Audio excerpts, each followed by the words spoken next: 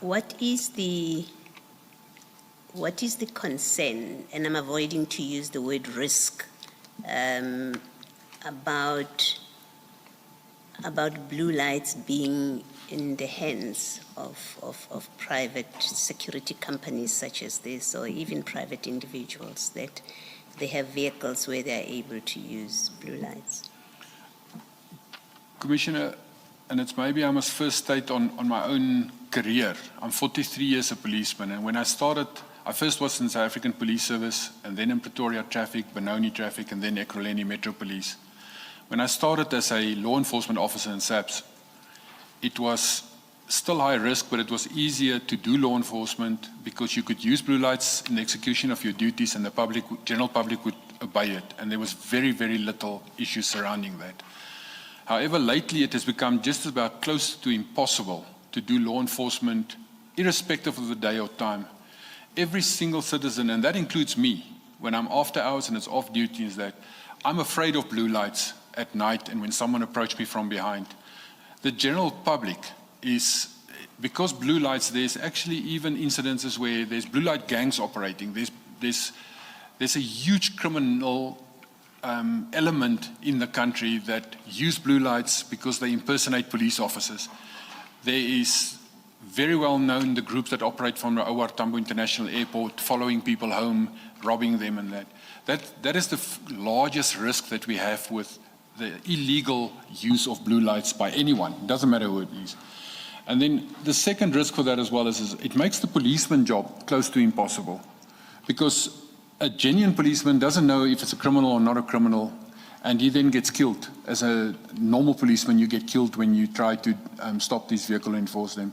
And security officers impersonating police officers is one of our largest risks. The regulation on lights on vehicles actually restricts security companies to have a steady white light with their name in black letters on and strobes in the front, only white lights that they can use. It is a known in the world, it doesn't matter who, in the world is blue lights is law enforcement, red lights is ambulance and paramedics, amber or yellow lights is construction work. And therefore, the misuse and abuse of blue lights has become a really scrounge in our country. And it opens the public open to proper crime being conducted against them. So for all you know, these vehicles with blue lights, the ones that we are talking about now, specific, may well have been used in criminal activities and you wouldn't know. I wouldn't know if those vehicles specifically were used in blue lights, but there has been numerous incidences that I know of where specifically black vehicles and that, but with blue lights fitted, would do robberies, would do truck hijackings, and sometimes you arrest and it's a genuine policeman or a genuine traffic officer or genuine municipal police officer that is a criminal, but majority of the time it is impersonating police officers using blue lights or impersonating traffic or municipal police officers. Thank you, Commissioner. Thank you, Mr. I just want to ask the prohibition against the use of blue lights. Does it apply even where the municipality has given permission, or even where SAPS has given permission? Is it your evidence that the municipality, EMPD, cannot give permission to a security company or a private citizen to use blue lights, and that's the law? Commissioner, the law is very clear that states there's, under correction, I think it's Regulation 179, it states very clearly that only South African Police Service, Municipal Police Service, traffic officers and the SANDF military police may use blue lights. There is a sub-clause where, and I still speak about the administrator, but it's the MEC now. You can apply to the MEC for the use of other lights, and then the MEC will consider it and the MEC can do it. But no one else in this country has the authority to authorize the use of lights at all. We as municipalities and municipal polices, we even go further to say, but we restrict it with internal policies and directives to say that even our own officers must use blue lights very circumspect and not just purely for the sake of blue lights. And if I can follow up perhaps on that conversation with a question, are you suggesting that by right, by law, it has to be that when a civilian sees a vehicle with blue lights, the correct assumption must be it's SAPS or SAPS related, security related, and it's official. Is that what the lights are intended to Commissioner, communicate? not security related. I won't go that far. Okay. It will be related to law enforcement. That's what I was looking at. Only police, traffic, or military police, or municipal police, not security related. Public must think it's a policeman, and the policeman is giving an instruction to either move out of the way because I'm responding if I use it together with the siren, or the public must pull off because I want to do law enforcement and the public has done something wrong. That must be the only assumption when blue lights is being used and sirens. So are you suggesting that the risk with placing blue lights in the vehicles that you dealt with in that list is that a normal citizen, when confronted with such a vehicle using the lights, will assume that it's a law enforcement vehicle, and it could very well be abuse of those lights and therefore somebody else involved in criminal activity? Correct, Commissioners. Thank you. Yes, please. Maybe lastly on this, Commissioner, how easy is it to get or to buy these blue lights? Can I just walk into a shop that sells blue lights and I don't need anything, and they will sell them to me? Correct, Commissioner. Blue lights, the sale of the lights itself is not prohibited in South Africa at all. You can buy it in just about any shop that you can walk in, you can buy it. It is maybe one of the limitations of our system that we have, where the restriction on selling of these lights should be prohibited, and it should only be sold to law enforcement officers. But you can buy it anyway. You can find it in any electronic shop that sells lights. You can buy these lights. Well, I was going to ask, isn't it an area that should be considered for reform, that there should be some legislative changes about the accessibility and ease of getting these blue lights?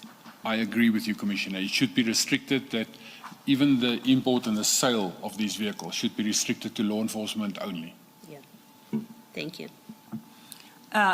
Thank you. I'm tempted to lead you into an area of conjecture based on the conversation you've just had with Commissioner Baloyi. And I'm trying to resist the edge, but nonetheless, I'll give into it. Commissioner, with your experience of 43 years in the police service, if you were to be asked to express a view on how prevalent you consider the abuse of blue lights to be in the country, would you be able to express a view? How big has the problem become in your view, based on your experience of 43 years? Are you able to formulate a view? I can, Commissioner. Even in a period that I was stating earlier that I acted as the caretaker for the internal affairs for Ekurhuleni Metro Police Department, a very large amount of the internal affairs, disciplinary inquiries and misconduct that was raised to us relates to members of the public that allege that officers have impersonated police officers. They've been pulled off by blue lights and that. It's prevalent for the last, I want to say 6-7 years. It started to be prevalent and it become critical where we are now. It even reached a state where I myself wouldn't even want to pull a vehicle off to do law enforcement because I'm driving an unmarked vehicle and that. It becomes very difficult to do law enforcement because the member of the public, it can lead to a situation where I'm a genuine police officer, I'm an honest police officer, I'm doing my work. The member of the public is afraid and scared and he drives away because he doesn't want to stop because of the risk. And I could believe that it happens, simple mistakes can happen. A vehicle could be wrongly registered when you buy a vehicle. You buy the vehicle and your dealer that sells the vehicle to you makes a mistake in the registration number and they swap 2 digits around when they make the registration plate. And you can drive home, brand new car, and you drive home and an officer drives behind you and he does an inquiry on you on the radio. And they say it's a black Mercedes, but you're driving a white Audi. And now the officer tries to stop you because it's a false plate in his mind. And you're a citizen. You will immediately try to get away from him. If you get away and the officer believes it's a false plate, he most probably will shoot you and you will die. And afterwards there will be obviously inquest and everything. And the other way around it works as well. So it's one of our biggest risks as law enforcement officers, having rogue blue lights available and being misused, especially by criminals. And just about every single day, if you open a newspaper today, if you speak around the Braai in South Africa, doesn't matter where you are, every single person, be it male or female, complain about the after hours stopping at the red light. We disobey traffic lights because of the risk. When I see a police officer or a blue light, I don't know if it's a hijacker or that. So it is a massive risk in our country. Please state for the record the reverse that you referred to. Just articulate that for the record, please. Remember, you said you as an officer are following a motor vehicle and there's an issue around the registration plate or registration numbers, and you may end up shooting the driver. And you said the reverse may also happen, and then you just went on. So I'm just saying, for the record, please articulate the reverse. Okay. The reverse could be that the member of the public actually do stop for that, but it is a criminal. And then the member of the public will be hijacked or kidnapped. So that is the reverse risk of, it's a genuine police officer doing his job, and there's a mistake, administrative mistake, and the reverse of that is where it is a hijacker, it is a criminal who stops that person and then actually hijack, kill, kidnap, and that is the reverse of that, Commissioner. Thank you. Commissioner, leave aside cat protection services. We heard from Chief Mapieya earlier this morning that EMPD or the Ekurhuleni Metro has MOUs or a lawful relationship with other security companies. And I think we were given a list of 10. Do those security companies that have a lawful relationship with Ekurhuleni use blue lights for their vehicles? No, Commissioner. So the city itself goes into a legal tender process and a contract basis to safeguard and protect their property and perform access control. So it is static security at cities' infrastructure, substations, parks, and buildings.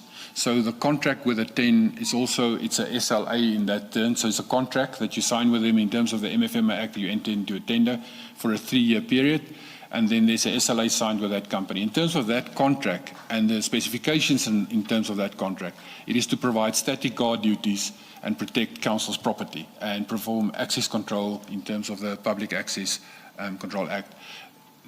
There's no clause anywhere. We will, even to our contracted security, will be able to override the act and give them permission to use blue lights. They may not use blue lights at all.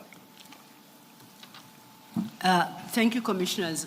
Before you leave that topic, I guess for my own safety considerations, I have to ask you these questions.